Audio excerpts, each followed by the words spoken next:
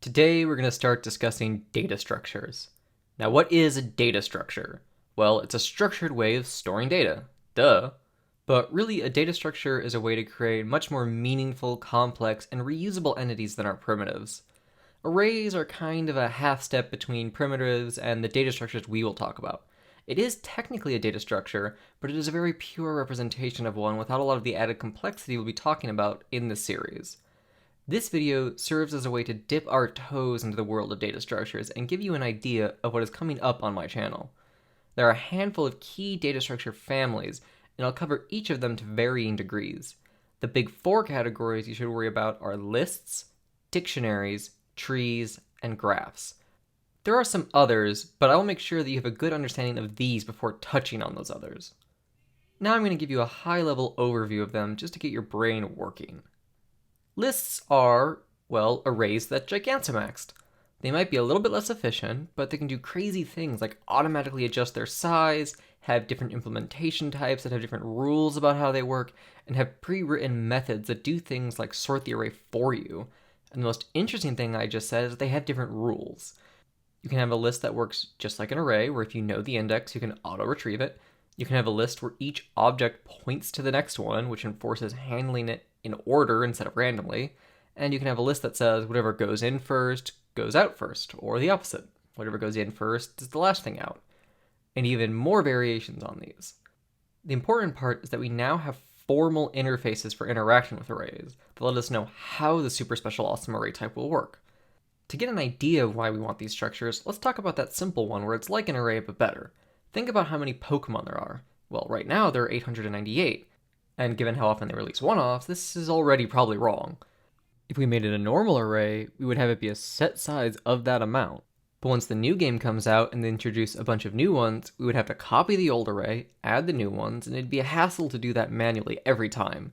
Lists do that magic for us, so we don't worry about how big the list is, we just keep adding. And then depending on what special rules we want on our Pokemon list, like I described before, we'll decide what kind of list we actually want to use. Dictionaries are a general name for a few different things. In programming, a dictionary might be, dictionary. It could be a map, or it could be a table, or some other things. All of these do roughly the same thing. They have a key with an associated value, just like how words in the dictionary, which would be the key, have associated definitions, which would be the value, hence at least the name. All of them work a little bit differently behind the scenes, but I wouldn't worry about those nuances just yet. The main idea is that they are fast for looking things up and maintain a semblance of uniqueness. Lists require you to search for what you're looking for if you don't know the exact spot in the list it is, and if there are more than one instances of the same value, you don't know which copy it is that you're getting back. But dictionary objects work on unique keys, so if you have the key, you will always get the value you looked for back instantly. And while you can overwrite whatever that value is, the key will always point to the same spot, regardless of what you have most recently put in that spot. Imagine it kind of like a Pokedex. You have your Pokemon as the key, then the Dex entry as the value. So I search for Charmander, I'll always get Charmander's Dex entry back.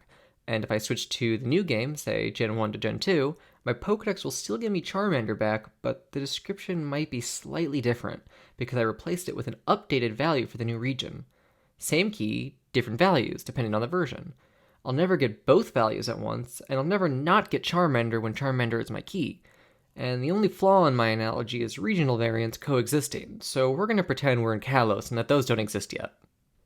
Trees are, well, exactly like a tree. You have the trunk of a tree, then off of that trunk you have some number of branches, and those branches have two things: leaves that stop there, and other branches.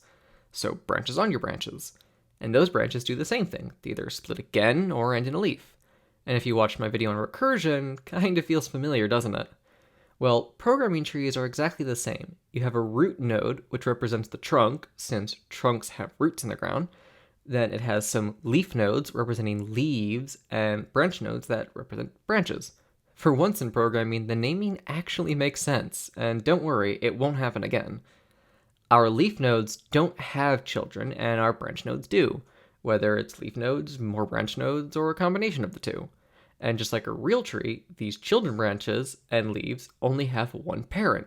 No weird fourth-dimensional tree that connects to itself. For a nice visual reference, look at this Pokemon Legendary chart. Each legendary has some lesser legendary under it, but no legendary has two legendaries that both point to it. This is a great visualization of a tree's rules in action. Graphs are the most complicated of our big four. So imagine our tree with all of its nodes and branches. Now just draw a bunch of lines between the branches. We no longer have a parent-child relationship, but rather a mess of interconnected nodes that all attach to a bunch of other nodes. The absolute best way to think about it is as a map. You have cities, which are nodes, and you have roads connecting them, which we call edges. And both the edges and nodes can have values. I'll use our map of Kanto since it has some good interweaving as an example. So say we start in the node, Pallet Town. Where can we go from here? Well, we can go through the edge, Route 1 to Viridian, or through edge, Route 21 to Cinnabar. So we go to Viridian. Then we can follow the same edge back to Pallet Town, take the edge Route 22 to Victory Road, or go north to Route 2 to Viridian Forest. And you can continue this pattern of picking an edge or route to go from node to node, city to city. And, ignoring Fly, the only way you can go from node to node is through these edges. You can't go from Vermilion directly to Cinnabar because no edge connects them, but you can go through a few other nodes to arrive there eventually.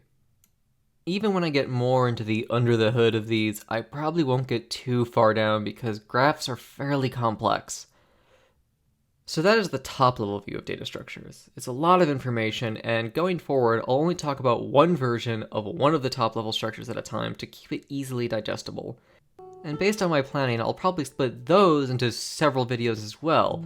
They're not easy, and I don't want to overwhelm with too much information at once, so I'll probably release the videos in order of what is it and how to use it, and a second of what if we wanted to make it ourselves, and another how it's made series.